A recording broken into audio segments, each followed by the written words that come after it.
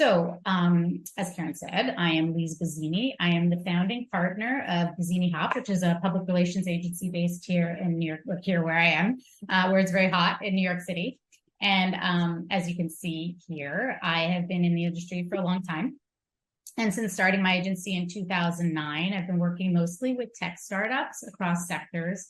And our job is really to help them get visibility among their target audiences. And that can be customers, partners, investors, or even talent. And our core competency is media relations and thought leadership. And I'll get into the specifics of what thought leadership encompasses shortly. But generally, we try to get our clients in front of their target audiences wherever they consume content. And the reason I'm here today is because I recently shifted my focus from technology to sustainability. And I really want to help social impact companies, entrepreneurs like yourselves, or companies that are working on technology or products that are really going to ultimately help create a better world for us. So I'll try to keep it high level, short, and hopefully useful. And I think you can ask questions as we go, or we can wait till the end of the discussion. And then Karen could just, flag me anytime you want to ask a question. Yeah, so, I'm keeping an eye on the chat. Cool, great. So let's begin. So what is public relations, if you're not aware? Public relations is really what the public knows about you or your company. It's earned, not paid. So you're not paying for placements in editorial. You're really earning it based on what you have to say or share or offer. And I think a saying that makes it really easy for people to understand is that PR is what others say about you rather than what you say about yourself. So that's more advertising.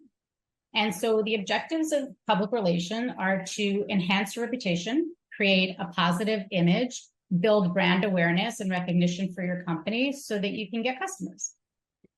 And we'll go into some examples a little later, but basically, this is the meat of it. So the PR tactics that we use to generate awareness are somewhat broad. And so they're not just about media. There are different opportunities to really, again, get in front of your audience wherever they're consuming information. So when I refer to media here in the first bullet, I'm talking about reporters at print, online, or broadcast outlets.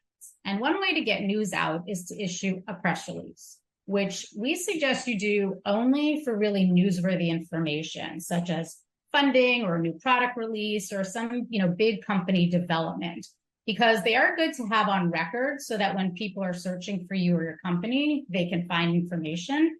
But don't expect these to automatically result in editorial coverage. Like, media is not just going to pick that up because they see it. They may notice it, they may reach out, but generally what we do with news releases or to leverage them is to use it as a way to introduce your company or make outreach timely. But you want to pitch reporters one-to-one and really make it relevant to them. And we're going to go into a lot more detail about that shortly. Also of note, when we're talking about press releases and putting them on what's called the wire service, they can cost upwards of $1,000 for a press release. So you really want to be sure that it's worth distributing. So next you have proactive pitches, which basically is when you have an idea for a story. And here you especially want to tailor it to the reporter, to the audience, to the publication that you're pitching. And again, we'll get into the tactics of pitching shortly. A third way to engage with reporters is what we call newsjacking. I do not like this term, but what it means effectively is responding in real time to news that's happening in your industry or with key players in your industry. And of course, that's assuming you have something valuable to say, which we'll cover the importance of in a few minutes when we talk about thought leadership as an approach. So just effectively, what is public relations? It's about getting your message out to the general public so that they know who you are. And the objectives are to do so to get customers, really, and to get your organization recognized for what it does. The PR tactics now, do you see that? Yes. Okay, so where was I? So we talked about press releases, proactive pitches, and newsjacking. Another way to engage with reporters is what we call newsjacking, and that means basically responding in real time or reaching out to the media who are writing specifically about news that's happening in your industry at that time.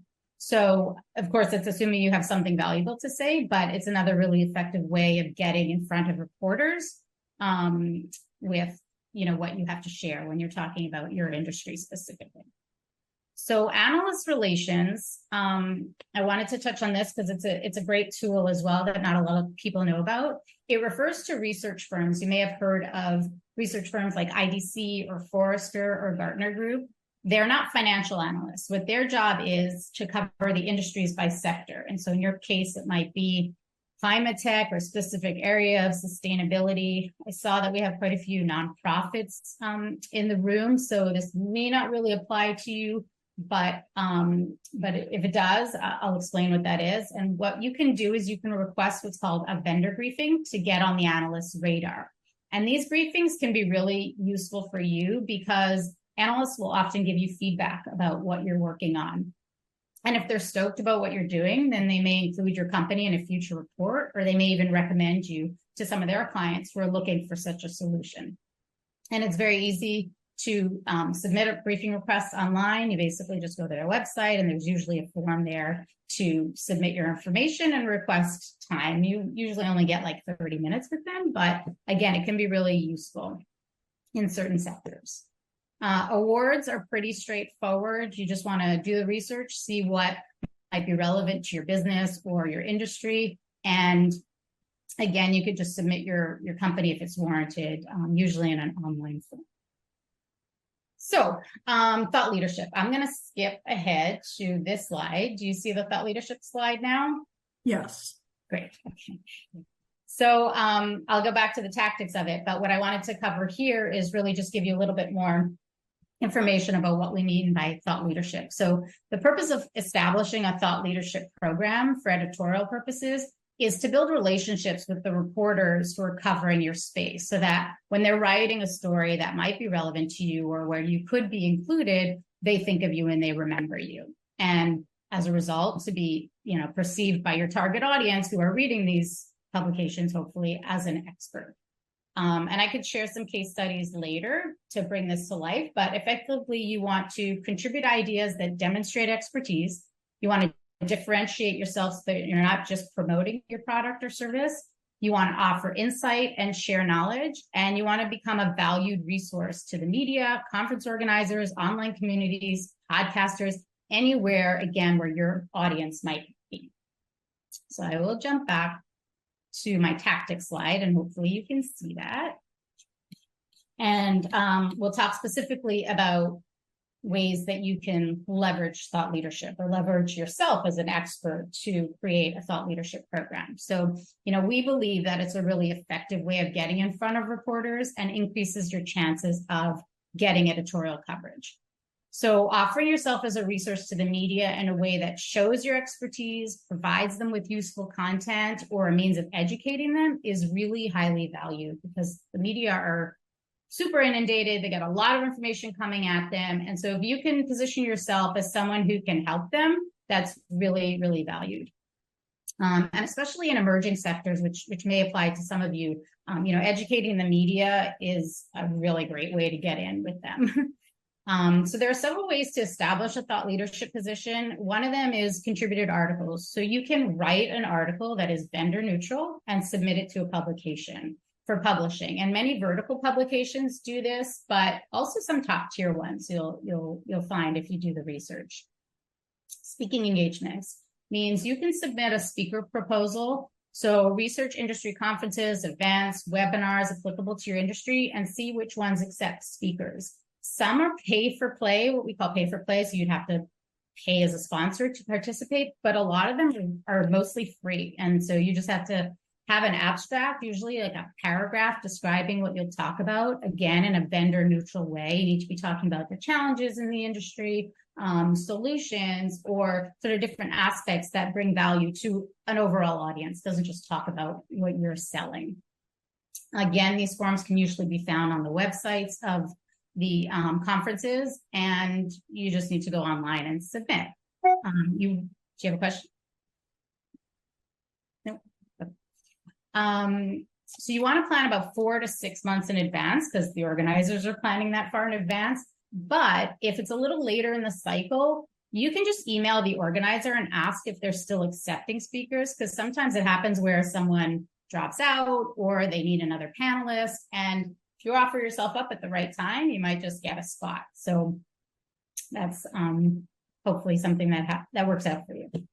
Podcasts are another great opportunity to get in front of your audience. And you can pitch podcasters or podcast producers in the same way that you would pitch the media.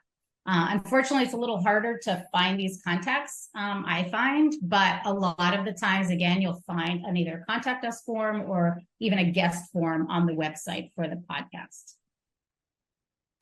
Okay. And finally, establishing an online presence is also super important. And there are a few ways to leverage social channels to garner attention.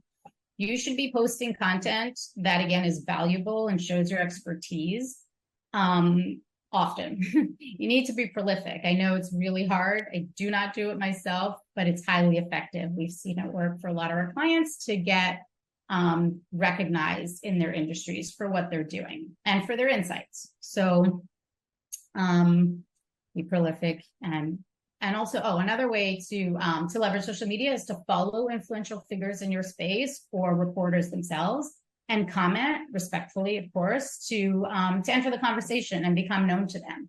And this can help broaden your reach so that you can meet people and increase your visibility.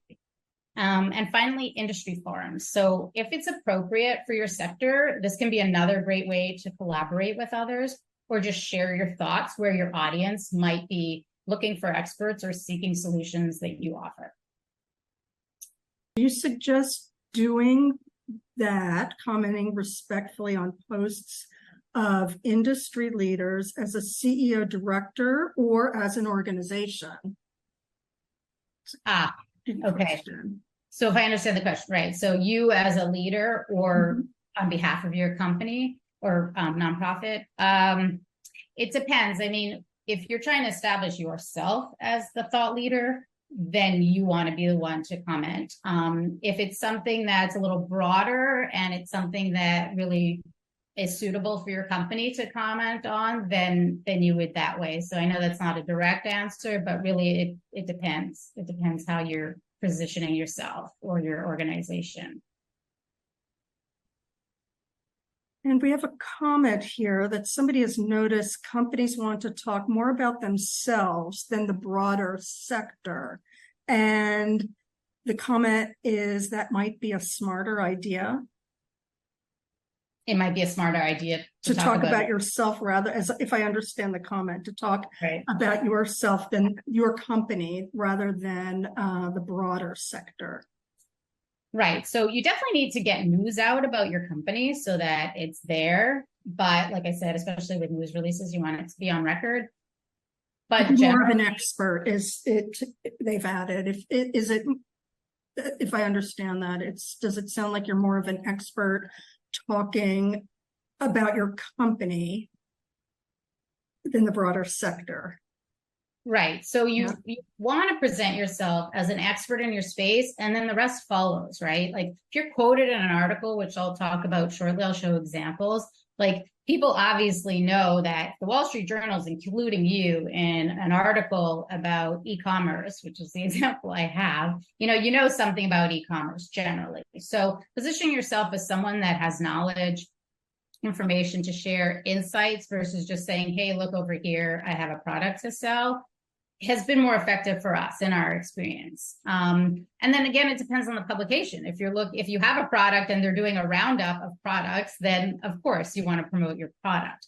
But in general, to be considered a thought leader in your space, which again, like I said, sort of trickles down to people seeing you as an expert when they're looking for a solution. Our approach has been pretty effective, promoting the broader industry perspective. Right. But you can try it both ways, right? And again, it depends on the publication and what the reporters are writing. And we're going to get to that next, which is this slide. If hopefully you can see it. It's really, it's building the right story for the right audience is really important, no matter what you're pitching. So whether you're pitching your product or your company or yourself. A couple more questions have come in. Should a team member from marketing pitch the press, or is it better for the founding team, CEO or CTO, to do that? if you're pitching a story idea, it's fine for your marketing people to do it. I mean, that's what we do on behalf of our clients, right? We're a PR agency. But if you're commenting and you want to, again, you're building your thought leadership, if you're commenting online, for example, it should come directly from the CEO or the spokesperson. Thank you. There's more. I wonder if you'd like me to continue with questions, or if we should come back to some of these questions after you lead us through some more of your presentation. I really don't mind. How many more? We have a couple more slides, and then I can do a case study, or we can stop there and then I can go into the case study and answer more questions. Up to you. Yeah. Oh, why don't we continue with your presentation, and I will come back with more questions from the chat. Okay, great. So,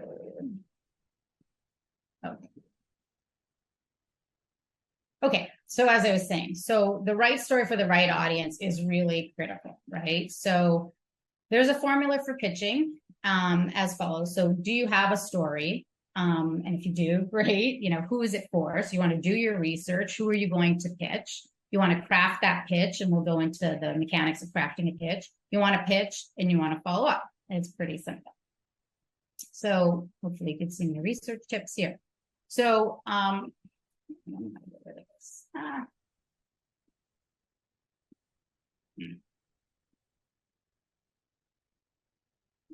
Sorry. Okay, I can't get rid of that. So, okay, so if you're working with a public relations agency, then they will have access to a large media database, but it's really easy to build one yourself. So it's really about knowing who are the reporters covering your space, what are your target customers reading or listening to, and where did they consume media? And then what do you read yourself, right?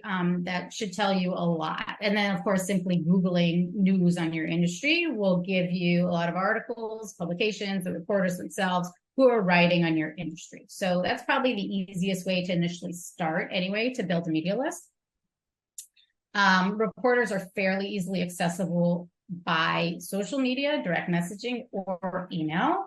And if you follow these reporters and you're engaging with them online, that's great. But generally, we like to pitch, via email, and I would advise that for a lot of reasons. But basically, that's really the best means of communicating with the media. And finally, following reporters online is a really great way to keep up with what they're writing. So again, you can add that to your database as you go. Crafting a pitch, do you see that? Okay, great. Okay, so for crafting a pitch, so you want to pitch reporters what's something that's really newsworthy outside of your own organization. So keeping in mind the audience for which they're writing and not the story that you want to tell, right? And that just happens by, again, following the reporters. What are they writing about? What are the publications? Like, you really need to know the publications you're pitching. What kinds of stories do they like? And what's great about this too is that you can have the same story, but pitch it in a very different way and different angles to different publications, because you don't want to just sort of blast that out. And then again, keeping in mind the idea of building thought leadership, you really want to add value. So you want to become a resource to the media over time. You want to leverage your expertise, and you do not want to just sell. Okay. And this takes time. It definitely takes time to build relationships, like any relationships with the media. But if you're really targeting the right reporter and doing it in an effective way, eventually they should bite. So they should be interested. And the structure of a pitch should be concise. Okay. So you want to start with the news. You want to compel them within the first sentence and then add supporting details, but not too much. And then follow with a call to action. And I'll show you some examples of pitches shortly, but then below the fold, you can include additional information like your bio or links to other, content that you might want them to look at if they're interested. And the other big takeaway here is that data is king. And what I mean by that is that data is super valuable to the media. So if you've already done the work to collect any kind of data or survey the industry, and you can share results that are interesting with them, that's something that's usually pretty well received, and just another way of getting in front of the media. And finally, if someone doesn't reply after you've pitched them, after a few days, give them a few days grace period, you can just follow up with a one-liner that says, hey, any interest in X, whatever you pitched. So, or unless if you have something material to add, like new development in the space or new data, then of course you can add that to your one-liner or to your short follow-up. Okay, rules of engagement. Fairly simple, but you want to email or message reporters directly. You don't want to batch email. You don't want to do this mass email. You really want to make it as relevant to the person that you're talking to as possible. You want to keep it brief. Know that when you are speaking to the media, that everything is on record. So anything you send them there's no NDA here. Like anything you send out there is on record. So unless you're speaking with a reporter and explicitly agree ahead of time that it's on background, just know that anything you say is fair game. And a note about that is that when you are speaking to reporters, you don't have to feel like you have to answer all their questions, not in a mean way, but just, for example, lots of times reporters will ask about financials, for example, of a company. And if that's not something that you want to share, if you're not a public company, then you can just say no. So certain information that's sensitive is really your right to say, we don't really want to disclose that or can't disclose that at this time. Just as an FYI. Okay, and finally, when you're pitching a reporter, you don't want to refer to competing outlets, but you do want to refer to content that maybe the reporter wrote. So you can say, I saw your article on XYZ, and I thought you might be interested in whatever I have to say, not in that way, but, like you might be interested in this perspective or this new information or a solution that I recently, had something to do. So, so that's it. Oh, and then just sort of a silly kind of thing that PR folks stand by is that you never want to send an attachment to a reporter unless they ask for more information that comes only in that format. But otherwise, you can really just include most of the information you want to share in the body of the email. So I'll go through, examples of a good pitch here, and then maybe we can stop again for questions. Okay. So these are some pitches that I used for Rick Watson, who we built a pretty robust. Liz, the slide is a little bit frozen. Can you? So much for Canva working really great. Right? There you go. You're good. Okay. Yes. Okay, good. Okay, so we built a thought leadership for Rick Watson, who is an e-commerce consultant. And so here are some pitches that I've used that were well received that I can share. So you can see basically, you try to introduce the topic in the first sentence, and I included some of his thoughts, probably, a little longer than I would like. This is the first time I was reaching out to this particular reporter, but he really had some, good information to share about this particular topic. And then of course you can hyperlink to relevant content within that initial pitch. And then you'll see that, and then I asked, would you like to speak with Rick? And then below the fold is where I included his bio and a link to his podcast and his LinkedIn profile, which he includes a lot of daily he writes about the industry. And so I thought that could be interesting for the reporter. But generally it should be pretty concise. So hopefully you see that. The pitch on the top right is an example of someone who already knows Rick well. And this is a case of newsjacking. There's something going on in the space. And I said, hey, if you're writing about this, Rick has this to say, and then oftentimes they'll just pick up his quote, which is great. And again, that is as a result of building him up as a thought leadership and recognized by these particular reporters. And so you don't need all that other information. And finally, on the lower part here on the right is an example of pitching Rick for a podcast. So again, fairly simple, follows the same format, but you can also include maybe your credentials as a speaker here. Yeah, and if we have time, I can go through a case study about Rick specifically, or I could jump to the last slide now and just kind of wrap up and then go to questions. You tell me.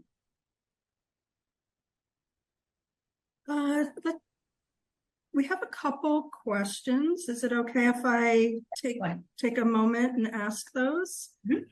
So if somebody has a potential story or angle on a topic in the industry, what are tools or strategies to use to determine whether to pitch the story to a larger publication or post on social media or write an article? How do you sort of know when to do The these? content that you have. Yeah. Yes.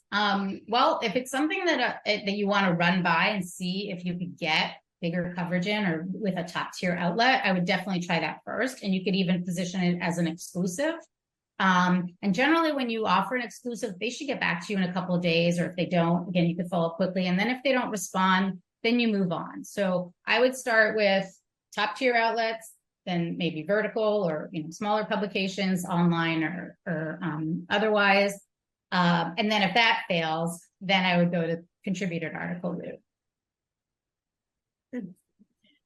Thank you. And somebody asked if you would recommend hiring a PR company to help connect your business to media ahead of launch, especially if you don't necessarily have those connections, or do people have success reaching out without a PR firm? So what do you do sort of really ahead of your launch? Right. So generally when we work with a new company, a startup, we need a good couple of weeks to prepare. But I would say that there's something to be said for a founder, CEO, the engineer of, product to endear themselves a little bit to some key influencers, key reporters, and sort of help try to build those relationships. So it's a little more genuine, the more direct that connection is. But certainly a PR agency can help with the other aspects, building out your media list, providing you advice on timing, strategy, messaging is going to be really important, and something that a lot of agencies do, or even freelancers. So if you're starting out and you don't have a big budget, you can look to some freelancers as well. But definitely there's something to be said for that early stage where entrepreneurs build those relationships directly with some reporters. Great. And somebody has asked if it's worth self-publishing articles on sites like Medium to build your reputation as a thought leader. Definitely. I mean, I think a lot of people know that people self-publish on places like Medium, but it's definitely worth having out there. And again, it got up in search, which is pretty important. So definitely worthwhile. But I would also then definitely put it on LinkedIn, because that's a great resource for building your thought leadership. Okay, I think we're caught up with questions now. So if you want to continue. Sure. So I'll give you my example, and then because we can wrap up shortly.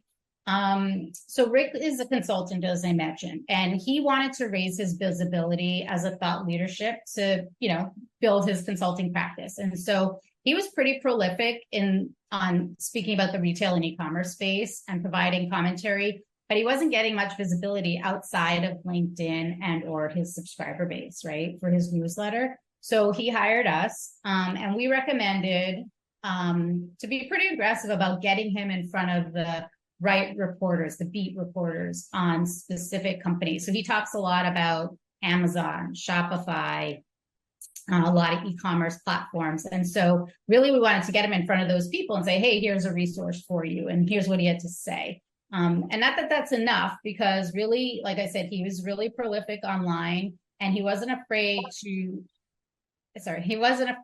put himself out there, even if he wasn't always right, but he really always had an opinion out there. And he usually had some really good insights. And so he really built up his following, not just with reporters, but with people in the industry and certainly customers that came to him. So we really leveraged that with the media, most of the time in the form of newsjacking and really introducing him to the right people at the right time. It really worked in our favor. And we did the same for podcasts and conferences. And it's been a really successful story for us. But it does take time, as I said. And so we've been working with Rick for about 2.5 years. And if you could see the slide, hopefully, with all these great results, you see he's been included in a lot of top tier outlets. And now he continuously receives inbound requests, so that for us is a home run. When we establish those relationships for our clients with reporters, that's great. So really, he's made himself available, reliable, and shows that he has the industry insight. And so it's a combination of things, right? It's not just the one thing, but that's really been successful for him. And so here you can see some of the top tier outlets that he's been included in. And, it's in the form of a quote, and that's okay, right? So even if it's not necessarily about him or his company, he's adding value. He's being seen as an expert by the readers. And so if someone's looking for a solution to the problem or challenges that are being covered in that article or that he's talking about, inevitably they're going to think about contacting him to learn how he can help them, right? And so that's the objective for us as a public relations campaign. And I'll close here, and hopefully, there are more questions, and hopefully people found this valuable. Really, to succeed in PR, you need to know your audience. You need to build those relationships with the media and effectively your public. You need to develop a clear message. That's, we didn't talk a lot about messaging because I know that there was an earlier webinar on, scripting and boilerplates and elevator scripts. So hopefully you were there, and that helps with the clear message piece. And you need to stay in the know. You need to know what's going on in your industry. You need to know who's writing what, and don't just assume very much. And finally, I'll leave you with this: to measure quality over quantity. So a lot of times reporters or prospects, when we're talking as an agency, will ask us, well, how many clicks do you think we'll get? Or at the end of the month, how many clicks did we get? And so our response is always does it really matter how many? Shouldn't it be about the placement? Were you reaching the audience you needed to reach? Was the way you were featured in that article positive, prominent? Was it in a way that showed you as an expert, which is what we're ultimately trying to build here, and a reason that we can tell people to reach out to you, right? So if the answers are mostly yes, then that's impactful for us in helping. Thank you for your time. Thank you so much, Liz. This was really great. Let's see if there are some more questions. Sure. I will stop sharing. Okay. Yeah. So you can either ask a question in the chat, or if you would like to unmute. Okay, Garrett has a question. Hi, Liz. Thank you for your presentation. I'm wondering, as a recent founder, there's chaos. There's a bunch to sort of sift through and prioritize. And of course, you'll be a little bit biased on how much we should focus on the PR aspect of it. But just realistically, between all of the things that a small team has, how much and maybe what are some of the simplest ways or the most impactful ways that are sort of low resource or time intensive and high impact things that we can do to take those quick initial steps for a company just recently birthed? In terms of working with the media? In terms of developing either your developing perspective by the public as a thought leader. Yeah. And eventually getting on the CNNs of the world, but that first stepping stone. Right. So like I said earlier, I think it's really genuine and endearing for the reporter, for the entrepreneur or the founders to build those relationships. So I would pick a few key influencers, not just media, but people in the industry, as well as reporters, to follow and try to engage with conversation. Again, talking about the industry as a whole. And of course, saying what you do, there's no harm in that. Just don't expect them to just write about that is what I mean by that. But so I think just, starting small, figuring out your top 10, even 20 people that you want to engage with who are going to be most influential, really, that if they do write about you, it matters, right? So picking, again, quality over quantity. And then, like I said, LinkedIn is great for business. Just make sure you're following the right people, make sure you're part of different groups online where you can be in the conversation, similar to industry forums. These groups exist on LinkedIn.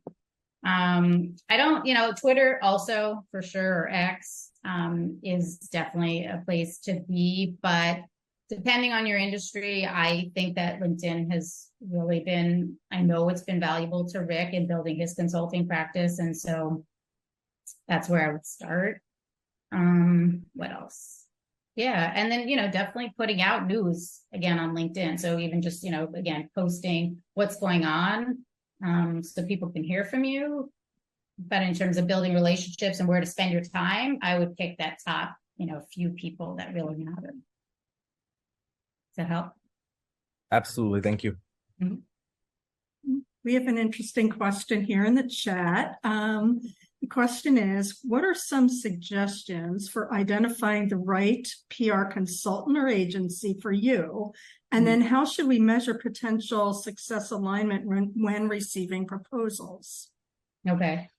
You might have to repeat the second part. Yeah, so okay. Picking an agency, at the end of the day, you want to get along with the people, you want to like the people. So if we meet someone who we don't think we can work with, or don't think we can do good work for, then we're not going to engage. So, when people ask us, well, do you have experience in this space or this sector? Sometimes we don't, but we have enough experience. We know the PR process. And a lot of times, frankly, in technology or in emerging spaces like we might be in, someone doesn't even have that existing experience. So it's really about building a relationship and feeling good that these people have, something to show for what they've done, have good experience, can show you, some results that are measurable and hopefully, move the needle for their clients.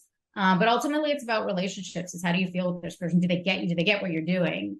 Even if they don't have that experience necessarily. And then when you're looking at proposals,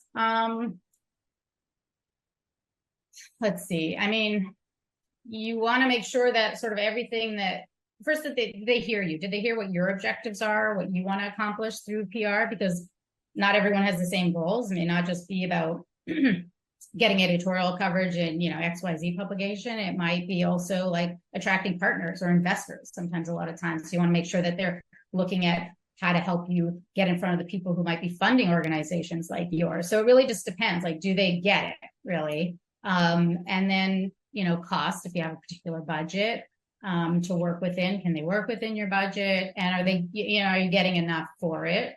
And, they may quantify what you get and, just make sure, PR is such a fluid space. Like we can send you a proposal and say, we're going to do XYZ, but then something else comes up. And we're like, we need to get on that, right? Like so really, are they willing to work with you? Are they willing to be a partner? Like we really position ourselves as being an extension of our clients' teams because we care about their business and we only take on a few clients and that should be the relationship, in my opinion. Someone who really cares about your business, gets it, wants to work hard for you and get you results. Great, thank you. Are there other yes, Rupa? Hi, thank you so much. Really, you made it look very easy. It was it was a terrifying phase, for me. I learned how to do website, but for me, marketing and PR was like really hard, but you made it look easy. Thank you very much. I have two questions. One of them is about if your business is global. How do you address this issue for contacting the media? Do you start with your local, like where you live, where the headquarters is, and then go, or you look for where your major target market, the part of it is there, or what else? So that's one. Two, so maybe they're a little bit related. That's why I'm saying them together. So the challenge in our startup is that we have two target groups. So one of them is the user, the ones who are the clients, if you want, who are going to pay the subscription. And this is the demand side. And we have on the supply side also another target group that we would like to recruit. And they are major and important for the whole business, which is on the supply side, and they are earning money. So it's like not, they are the positive social impact of this whole business idea. But we want to attract both, and different venues, different ways of marketing and PR, and the media is different. So mostly the supply side, the home cooks are in the global south, And on the other hand, most of the users and the client are on the global north. And is it the same what you just said, how to approach the media? All those strategies and tactiques, are they the same? We just need to figure out geographically what to do? Or Yeah. is there different tactiques for different target groups, for different geographic areas? Thank you so much again. Yeah. I mean, I think you answered your own question. They are different. There are different markets and you have to treat them differently. So different publications, different ways of communicating with them. They're going to be in different places. Your audiences are going to be in different places. So you really need two tracks. You really need to reach out to them where they are. Where are they consuming information? Where can they be found? I think the first part of your question, I don't know if that answers everything, but really you do need two different marketing plans, PR plans for them. And in terms of global outreach, again, I would start small. So just pick like the really influential, I don't mean to start top tier. Definitely starting local is a great place and you'll probably have a lot of success locally. So I don't want to take away from that. But also then, like I said, pick the publications that are going to help move the needle most for you, wherever that is, if it's across the pond or if it's local, wherever it is, just, you have to just figure out, again, right story for the right person. Does that help? Yeah. Okay. And there's another question in the chat. Do you suggest tweeting about major trends and statistics or reposting articles that are relevant to your business target audience on Twitter ahead of launch? Ahead of your own company launch? What? Ahead of your own company launch? I think so.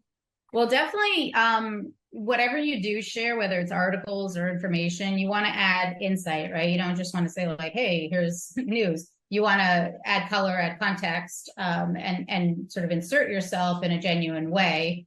But I don't really understand the part about before launch. So probably not, though. If you haven't announced what you're doing, you could use that to announce what you're doing, but I don't think you want to reveal it beforehand. And I think someone asked that question earlier about, when to go to the media.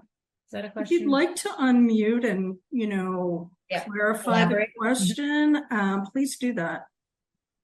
Hi, this is Jordan. Sorry if it's confusing. But I'm wondering, I know you don't want to obviously explain what's happening with your business ahead of launch, but because you don't know, you're not actually as credible until your business is launched. Do you think that there's any type of communications that should be going out before launch? Again, not about your business. If you want to specify, I can answer better. But I think that, again, just like sharing information is always great as long as there's context and insight and value in it. Like you're talking to a specific audience. Are you offering them value in what you have to say at the end of the day? Okay, thank you. Or am I not getting the question? No, you are helping. You're helping. I think if I understand the question, I think it's, can you just sort of start out there and begin to establish yourself as a thought leader prior to launch. You're not sharing what your business is, but you're just starting to engage in the conversation. Exactly. Yes, definitely. Is that it? Yeah. Okay. That is it. Okay. I know it's confusing because it's like whether you're a founder or whether you're coming from the business standpoint. The communications are obviously a little bit different prior to launch and once you've launched. Right. And what we do there is sometimes we'll post on behalf of the company and then have, the executive director or the leader or the CEO or, whoever it is, either repost it with their own insight or comments or the other way around. So it really depends on what you're putting out there. And then, so if the founder has something interesting to say and they want to push that out, then you repost it from the organization. Okay. That's really helpful. Okay. I think, go ahead. Ruba has another question. I'm just on this point because it Okay. happened to us. So we produced a short demo video, my co-founder and I, for the Timer grant, and she was so excited when she saw it, and she posted it on LinkedIn, and then texted me immediately, like, "I'm posting this. What do you think?" I said, "No, no, no. I was so scared to post something and then have a silent, like a long pause that we're not posting anything." Mhm. And the launch is in Christmas. So I said, what if, we lose this momentum? Like, people would maybe comment, "Oh, you're having new, project, congratulations, etc. We love your demo, whatever, or the idea, etc." And then we don't do anything for a while. So what do you think? Do you still have the same? So now there's a concrete example. This video on LinkedIn, it's a demo about what it is, what the startup is doing and is going to do, and then we deleted it. We took it Oh. back. Yeah. Okay, I'd say if it's out there, definitely leverage it in the moment. Like, take the opportunity and leverage it. You can always come back to it. So if you are only launching a few months later, you can still refer back to that post and leverage it again. But definitely if it's an opportunity where you're in front of an audience that, could be good to be in front of, then you definitely want to leverage that opportunity in the moment and then kind of deal with it later.